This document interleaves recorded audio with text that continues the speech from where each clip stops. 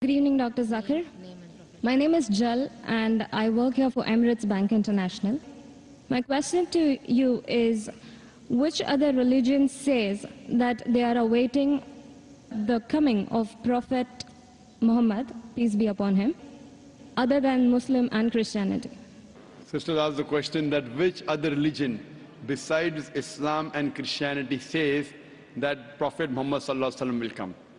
Sister, besides the religion of Christianity and Islam, most, if not all, most of the religions that came before Islam prophesied about coming of the last and final messenger Muhammad.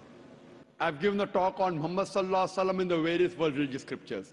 Besides Christianity, you also find in Judaism about Muhammad.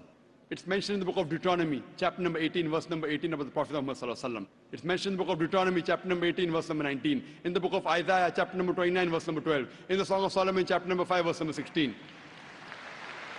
That's the Old Testament. In the New Testament, Christianity is mentioned in the Gospel of John, chapter number 14, verse number 16. Gospel of John, chapter 15, verse 26. Gospel of John, chapter 16, verse number 7. Gospel of John, chapter number 16, verse number 12 to 14. There are many verses in the Old Testament and the New Testament prophesying about the coming of Muhammad.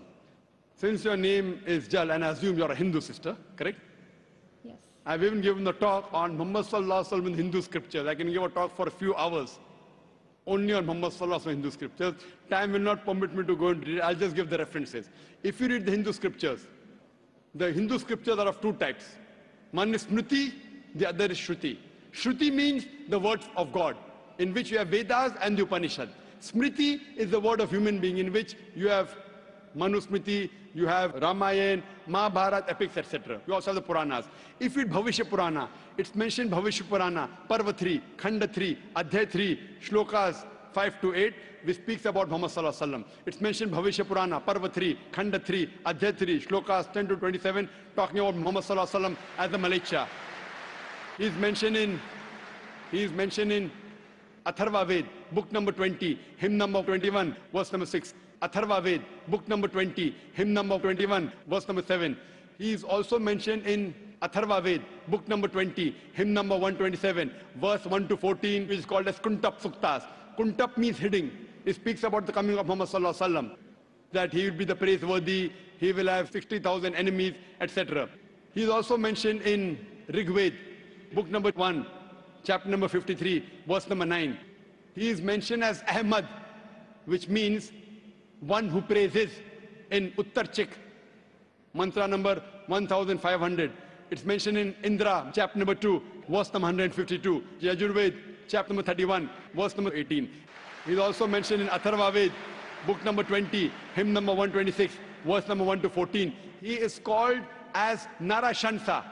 Nar means man, person. Shansa means coming from Prashansa, praiseworthy. A man who's praiseworthy. If you translate Narashansa, man who's praiseworthy, into Arabic, it means Muhammad. He's prophesied as Muhammad in Rig Ved, book number 1, hymn number 13, verse number 3. In Rig Ved, book number 10, hymn number 64, verse number 3. He's mentioned Rig Ved, book number 2, hymn number 3, verse number 5. Rig Ved, book number 5, hymn number 5, verse number 2. He's also mentioned Yajurved, chapter number 20, verse 37. Yajurved, chapter number 21, verse number 31. I can go on and on and on, mentioning only the references of Muhammad mentioned in Hindu scriptures. Due to limitation of time, I will just touch on one prophecy a little bit in more detail. He's been prophesied as the Kalki Avatar. You know, when you read the Kalki Purana, book number 2, verse number 5, 7, 9, 11, 14, he's prophesied as the Kalki Avatar. And it's mentioned there that his father's name will be Vishnu Yas. Vishnu means God, Yas means servant, servant of God. If you translate to Arabic, it's Abdullah. The father of the name of Muhammad was Abdullah.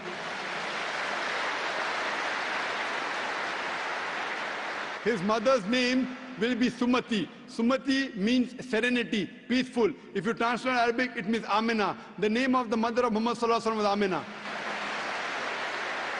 It says he will be born in a city by the name Sambala. Sambala means a place of peace and serenity. That is Makkah. He'll be born in the house of the chief of the village of Sambala. He was born in the house of Quraysh.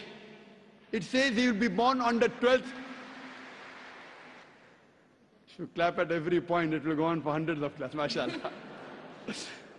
He'll be born on the 12th month of Madhav, that the 12th Rabbi Awwal. It says that he will be a teacher for the whole of humanity. And we know Muhammad Sallallahu Alaihi Wasallam was sent to the mercy of the whole of humanity. It says he'll get the first revelation in a cave known as Ghar Hira. It says he will migrate northwards and come back. Muhammad Sallallahu Alaihi Wasallam went from Makkah to Medina northwards and came back. It says that he'll be given 8 supernal qualities. It says that he'll have 4 companions, talking about the first 4 Khulfa Rashidin. It says that he'll be helped with the angels in the battlefield. We know Muhammad Sallallahu Alaihi Wasallam held in the battle of Badr with angels. I can go on and on talking only about the prophecy of Muhammad Sallallahu Alaihi Wasallam. So if you're a Hindu, and if you believe in the Hindu scriptures, you also have to believe the last and final avatar, the last and final messenger in Hinduism is Prophet Muhammad, peace be upon him.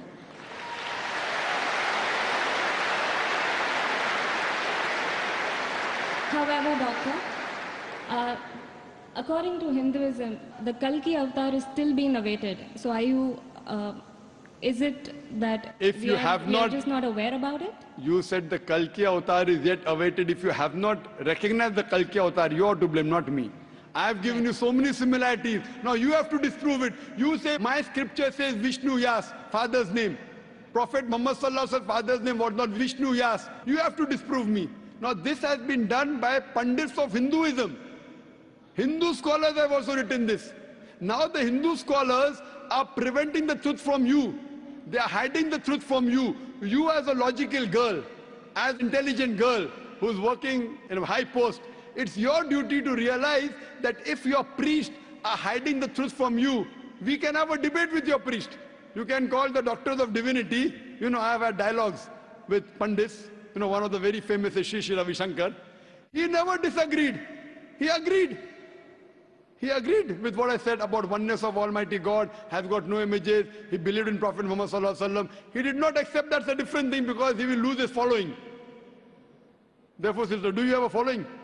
So you have no fear to lose the following. So when I've given you so many references with giving quotations, I'm not pulling a fast one. You can very well go and check and verify. But after you verify, do you accept in the last and final messenger? Do you? Yes. So do you believe in Prophet Muhammad, peace be upon him? MashaAllah.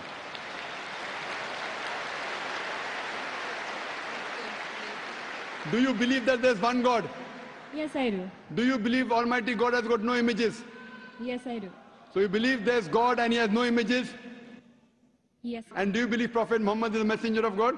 Yes, I do. Then you're a Muslim, sister. What you said is the Shahada in English. Do you want to repeat in Arabic if you want, sister? What you said is in English, that there's no God but Allah and Prophet Muhammad is a messenger. Would you like to repeat in Arabic, sister? I do. Okay, I'll just repeat it and you have to continue, sister. Ashhadu Ashhadu Allah Allah ilaha ilaha illallah illallah wa ashhadu wa ashhadu anna anna Muhammadan Muhammadan abduhu ablu wa rasuluhu. wa rasuluh. I bet.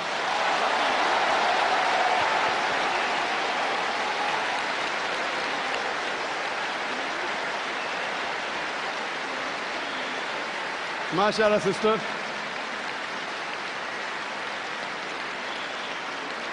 May Allah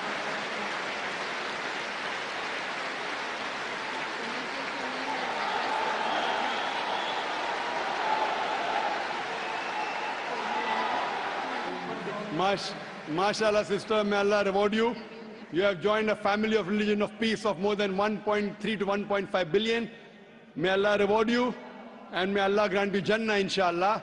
And believe me, sister, it requires guts. I feel that, mashallah, I really admire your guts more than Sri Ravi Shankar, mashallah.